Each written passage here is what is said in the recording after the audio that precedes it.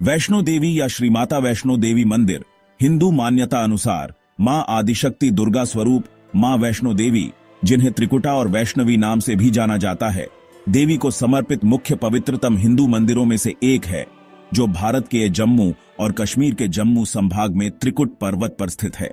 इस धार्मिक स्थल की आराध्य देवी वैष्णो देवी को सामान्यतः माता रानी, वैष्णवी, दुर्गा तथा शेरावाली माता जैसे अनेक नामों से भी जाना जाता है। यहाँ पर आदिशक्ति स्वरूप महालक्ष्मी, महाकाली तथा महासरस्वती पिंडी रूप में त्रेता युग से एक गुफा में विराजमान है और माता वैष्णो देवी स्वयं यहाँ पर अपने शाश्वत निराकार रूप में विराजमान है। वेद पुराणों के हिसाब से ये मंदिर 108 शक्तिपीठ में भी शामिल है। यहाँ पर लोग 14 किलोमीटर की चढ़ाई करके भवन तक पहुंचते हैं। घोड़ा, पिट्ठू, पालकी, हेलीकॉप्टर, ट्राम, रोपवे जैसी अनेक सुविधाएं यहाँ पर उपलब्ध है। यहाँ पर पहुंचने के लिए मुख्य दो साधन हैं, रेलवे और रोडवे, जिसमें से ज्यादातर लोग रेलवे अर्थात ट्रेन से आना पसंद करते हैं। यहाँ का रेलवे स्टेशन श्री माता वैष्णो देवी कटरा पूरे भारत से जुड़ा हुआ है। यह मंदिर जम्मू और कश्मीर राज्य के जम्मू के रियासी मंडल में कटरा नगर के समीप अवस्थित है। यह उत्तरी भारत में सबसे पूजनीय पवित्र स्थलों में से एक है। मंदिर 5200 फीट की ऊंचाई पर कटरा से लगभग 12 किलोमीटर की दूरी पर स्थित है। प्रतिवर्ष लाखों तीर्थयात्री इस मंदिर का दर्शन करते हैं और यह भारत में कुछ सबसे मुख्य और सर्वाधिक देखे जाने वाले तीर्थ स्थलों में से एक है। इस मंदिर की देखरेख श्री माता वैष्णो देवी तीर्थ मंडल नामक न्यास द्वारा की जाती है।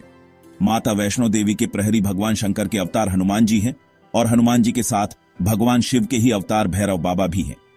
उत्तर भारत में मां वैष्णो देवी सबसे प्रसिद्ध सिद्धपीठ है।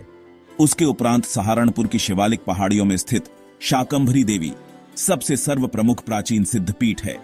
शाकंभरी पीठ में मां के दर्शन से पहले भैरव के दर्शन करने पड़ते हैं। वैष्णो देवी मंदिर जाने के सबसे अच्छा समय का चयन जरूर करें ताकि आपको कम से कम परेशानी हो, क्योंकि वहां भीड़ आदि बहुत होती है। आज मैं आपको माता वैष्णो देवी की कहानी बताता हूं। राजा रत्नाकर की एक संतान थी जिनका नाम था वैष्णवी। यह बहुत तपस्या से उनके यहाँ पर माता रानी वैष्णो देवी ने जन्म लिया था। माता रानी को प्रभु श्री राम ने कहा था कि मैं कल की अवतार लेकर जब आऊंगा तब तक आप त्रिकूट पर्वत पर जाकर माता महाकाली, महालक्ष्मी और मां सरस्वती के रूप में पिंडी रूप में विराजमान रहना और कलयुग में भटके हुए भक्तों को अपना आशीर्वाद देना। पर माता के मंदिर का आविर्भाव किसने कराया? माता वैष्णो देवी का एक परम भक्त श्रीधर था, जो माता की तपस्या में हमेशा से बहुत श्रद्धा रखता था और माता की हमेशा से पूजा पाठ करता था। एक दिन वह जंगल में जा रहा था तो जंगल में उसे भैरव मिला और भैरव ने कहा था कि कल हम सब साधु संत तेरे साथ तेरे घर में खाना खाने आएंगे। श्रीधर बहुत गरीब था। उसने सोचा कि इतने लोगों को मैं खाना कैसे खिलाऊंगा, तो उन्हें मां से विनती करी। मां ने उन्हें सपने में दर्शन दिए और बोला, श्रीधर बेटा, आप सभी का भोजन करवाओ। भैरव के साथ पूरा गांव तेरे घर भोजन ग्रहण करेगा। अगले दिन जब श्रीधर उठा तो उसने देखा कि सारा भंडारा भरा हुआ था। उन्हें भैरव और सभी गांव वाले को भंडारा करवाया। भैरव को गुस्सा आया तो भैरव ने बोला कि मुझे मदिरा और मांस खाना है, क्योंकि वह समझ गया था कि कहीं ना कहीं कोई शक्ति श्रीधर का साथ दे रही है। उतने मां वैष्णवी बच्चे रूप में प्रकट हुई और भैरव से कहा कि ब्राह्मण के घर जो बना है वो ही भोजन ग्रहण करना होगा। भैरव समझ गया था कि इस बच्ची के रूप में कोई शक्ति है और यह माता को पकड़ने चल गया। माता को पता था इसका अभी पूरी तरीके से पाप का घड़ा भरा नहीं था। माता गुफा में जाते समय भैरव को मुड़कर देखा था तो उसे समय माता के पैरों के निशान बने थे, जिसे हम चरण पादुका कहा जाता है।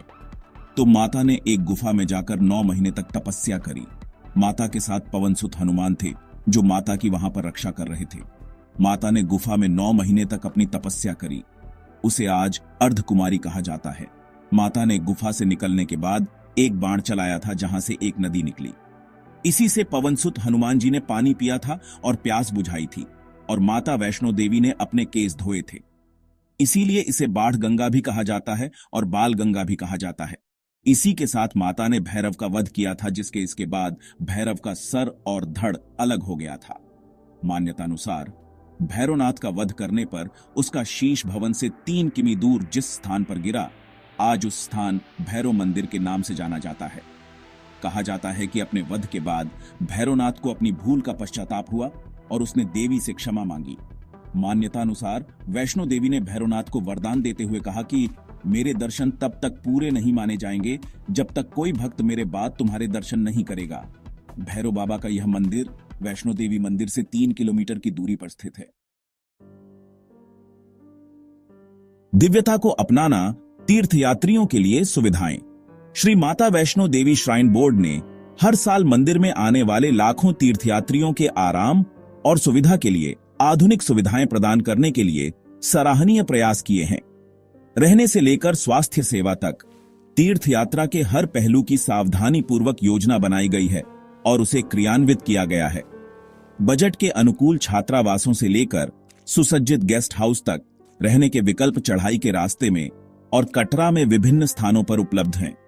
ये सुविधाएं स्वच्छ पेयजल, बिजली और कंबल जैसी बुनियादी सुविधाओं से सुसज्जित हैं। तीर्थयात्रियों की सुचारू आवाजाही सुनिश्चित करने के लिए परिवहन के विभिन्न साधन उपलब्ध हैं। पैदल चलने के अलावा भक्त टट्टू, पालकी किराए पर ले सकते हैं या कटरा और सांजीछित के बीच चलने वाली हेलीकॉप्टर सेवा का लाभ उठा सकते हैं, जो मुख्य मंदिर से थोड़ी दूरी पर है। सभी तीर्थयात्रियों को मुफ्त भोजन प्रदान करने वाली लंगर सेवाएं चढ़ाई के रास्ते में और मंदिर परिसर में उपलब्ध हैं। ये लंगर सादा लेकिन पौष्टिक शाकाहारी भोजन परोसते हैं, यह सुनिश्चित करते हुए कि कोई भी तीर्थयात्री भूखा न रहे। आसपास के क्षेत्रों की खोज, आसपास के आकर्षण। जबकि वैष्णो देवी तीर्थयात्रा इस क्षेत्र में आने वालों के लिए मुख्य आकर्षण है, आसपास के क्षेत्र प्राकृतिक और सांस्कृतिक आकर्षणों की एक विस्तृत श्रृंखला प्रदान करते हैं जो देखने लायक हैं। प्राकृतिक परिदृश्यों से लेकर प्राचीन मंदिरों तक यहां हर किसी के लिए कुछ न कुछ है। पत्थर साहिब गुरुद्वारा कटरा से लगभग 5 किलोमीटर की दूरी पर स्थित यह सिख धर्म स्थल सिख समुदाय के लिए बहुत धार्मिक महत्व रखता है। यह सिख धर्म के संस्थापक गुरु नानक देव को समर्पित है, जिनके बारे में माना जाता है कि उन्होंने अपनी यात्रा के दौरान इस स्थान का दौरा किया था। बागे बाहू जम्मू में तवी नदी के तट पर स्थित बागे बाहू एक खूबसूरत बगीचा है जो अपनी मुगल शैली की वास्तुकला के लिए जाना जाता है। बगीचे में विभिन्न प्रकार के फूल, फव्वारे और छतें हैं जो शहर की भागम भाग से एक शांत पलायन प्रदान करते हैं। मानसर झील जम्मू से लगभग 60 किलोमीटर की दूरी पर स्थित मानसर झील एक सुरम्य झील है जो जंगली पहाड़ियों से घिरी हुई है। हिंदुओं द्वारा पवित्र मानी जाने वाली इस झील को नाग देवता शेषनाग का निवास स्थान माना जाता है। जीवन भर की तीर्थयात्रा। वैष्णो देवी की यात्रा केवल एक तीर्थयात्रा नहीं है, बल्कि एक परिवर्तनकारी अनुभव है जो किसी के अस्तित्व के मूल को छूता है। यह एक ऐसी यात्रा है जो किसी की शारीरिक और मानसिक सीमाओं का परीक्षण करती है और साथ ही साथ अपनी आध्यात्मिक आभा से आत्मा को ऊपर उठाती है। पहाड़ों की लुभावनी सुंदरता, साथ ही तीर्थयात्रियों के बीच की सौहार्दता और माता रानी के दिव्य दर्शन जीवन भर याद रहने वाली यादें बनाते हैं। चाहे कोई शांति, आध्यात्मिक ज्ञान या बस सांसारिक जीवन से एक विराम चाहता हो, वैष्णो देवी तीर्थयात्रा एक अनूठा और संतोषजनक अनुभव प्रदान करती है। यह एक ऐसी यात्रा है जो आस्था की पुष्टि करती है, संकल्प को मजबूत करती है और इसे करने वाले सभी के दिलों पर एक अमिट छाप छोड़ती है। जैसे ही आप जय माता दी के जयकारों से घिरे पवित्र मंदिर के सामने खड़े होते हैं, आपको एहसास होता है कि यात्रा केवल एक गंतव्य तक पहुंचने के बारे में नहीं थी, बल्कि उस परिवर्तन के बारे में थी जो रास्ते में आपके भीतर हुआ था। यह एक ऐसी यात्रा है जो आपके पहाड़ों को छोड़ने के लंबे समय बाद भी आपके साथ रहती है, आपको आस्था की शक्ति और मानव आत्मा की अदम्य भावना की याद दिलाती है। अगर आपको यह जानकारी पसंद आई तो इस वीडियो को जरूर लाइक करें और अगर आप इस चैनल पे नए हैं तो प्लीज सब्सक्राइब बटन जरूर दबाइए। चलिए मिलते हैं अगले वीडियो में, तब तक के लिए बाय बाय। खुश रहिए, सुरक्षित रहिए।